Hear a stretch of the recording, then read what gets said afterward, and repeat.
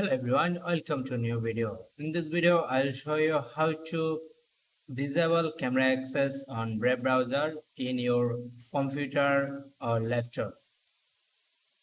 It's very easy and simple. Now let's start. First, open Brave browser on your PC. Then tap on three dot menu that is located on the top right corner of the screen. Then tap on settings. Then tap on privacy and security.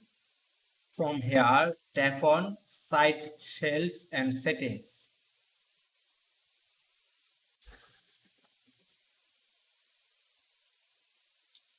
The permission tab, you can see an option, camera permission. Now tap on it. Now, here you can select two options. Sites can ask to use your camera, and another is don't allow sites to use your camera. Features that need a camera will not work. Now select it. That's it for now. I hope you enjoyed this tutorial. If you enjoyed this, please like this and also as well as subscribe our channel for more interesting tech tutorials like this. Thank you.